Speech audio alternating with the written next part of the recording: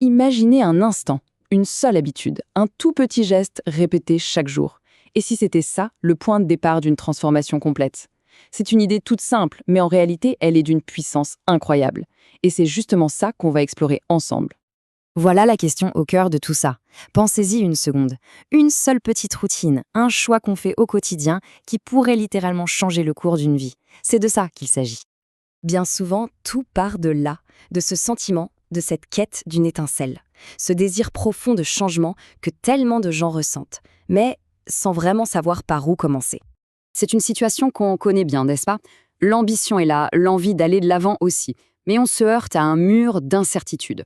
On est face à la montagne du changement et le premier pas semble juste impossible à voir. Ça peut être complètement paralysant. Et c'est là qu'arrive une idée vraiment puissante, l'effet domino, mais appliqué à nos habitudes. L'idée, ce n'est pas de tout changer d'un coup, pas du tout. C'est de trouver ce premier domino qui, une fois qu'il tombe, va entraîner tous les autres avec lui. Alors, ce premier domino, il a un nom un peu technique. C'est une habitude clé de voûte. C'est quoi? Eh bien, c'est une routine fondamentale qui ne reste pas dans son coin. Au contraire, elle propage des ondes positives dans d'autres domaines de la vie et souvent de manière totalement inattendue. Bon, mais comment ça marche concrètement, cette réaction en chaîne? Tout commence avec une toute petite habitude. Le simple fait de la répéter, ça construit la confiance et ça crée un élan. Et avec cet élan, d'autres choix positifs deviennent plus faciles, presque automatiques. Et au final, l'accumulation de tout ça, eh bien, ça forge une nouvelle identité, une nouvelle façon de se voir. D'accord, super. Mais comment on la trouve, cette fameuse habitude?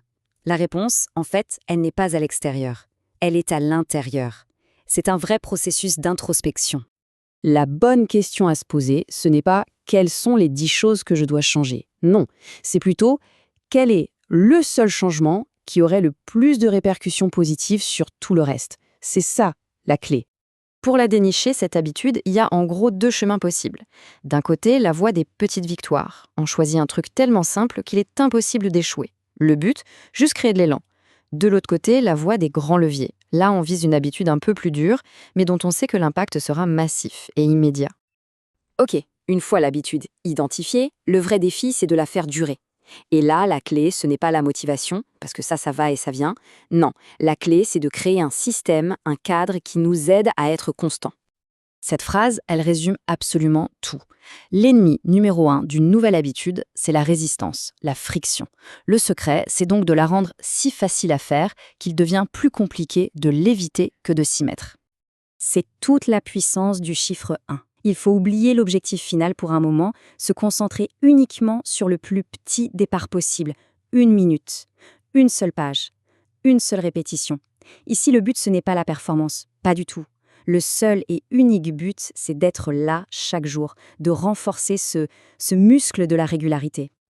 Et quand cette régularité s'installe, sur des semaines, des mois et puis des années, c'est là que la magie opère. Le vrai changement prend forme.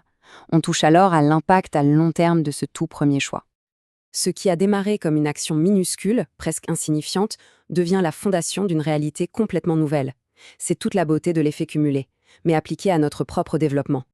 Cette transformation, elle est parfaitement résumée par une phrase tirée de la source qui a inspiré tout ça. Ça dit, en substance, l'habitude qui a changé ma vie pour toujours. C'est le témoignage ultime, je trouve, de la puissance de ce processus. Et concrètement, ça ressemble à quoi, cet effet d'entraînement?